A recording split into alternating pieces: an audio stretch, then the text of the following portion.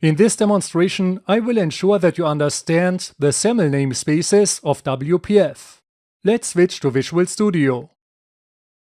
In the previous clips, you added these two XML namespaces to the window root element in the main window SAML file. These XML namespaces map to the .NET namespaces that contain the header control and the customer's view control.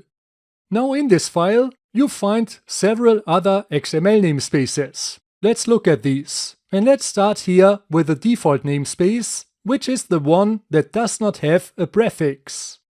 All elements in SAML that don't have a prefix come automatically from this XML namespace. If you want, you could also add a prefix here. So let's use a colon and let's write, for example, WPF.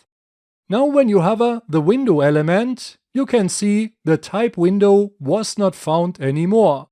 This means to use now the window class, you have to use this WPF prefix. You would have to use it now for all other WPF elements, like for the grid here and also for the grid row definitions property element. As most elements in SAML are from this WPF namespace, it makes sense to make it the default namespace without a prefix. So let's remove here the prefix from the window element, and let's also remove the prefix from that namespace.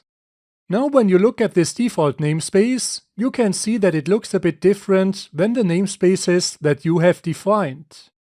This namespace contains a URI that is mapped in the WPF assemblies to multiple .NET namespaces, like these that you see here and several others. This is done at the assembly level with the XML namespace definition attribute.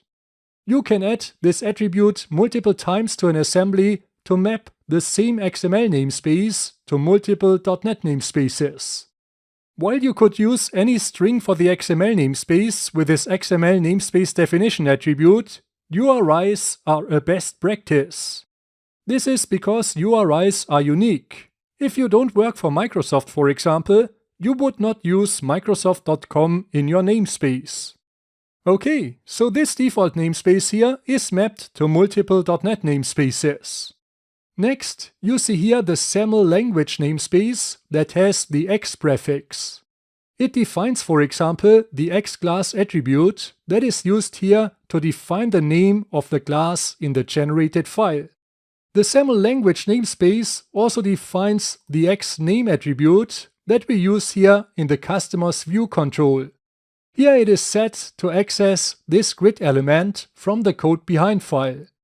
Now let's go back to the main window SAML file. Next, you see here the designer namespace with a D prefix that contains properties for the WPF designer. We use here on this window the properties design width and design height from that namespace. Then you see the markup compatibility namespace with the prefix MC that defines the ignorable attribute. With this attribute, you can define SAML namespace prefixes with spaces that should be ignored at runtime. So here you see the D prefix should be ignored, which is this designer namespace. Then the last one is this namespace here with the local prefix that maps to the local .NET namespace. We don't need that namespace in our SAML document, so when you put the cursor on that namespace and when you press Ctrl+, Visual Studio suggests you to remove that unnecessary namespace.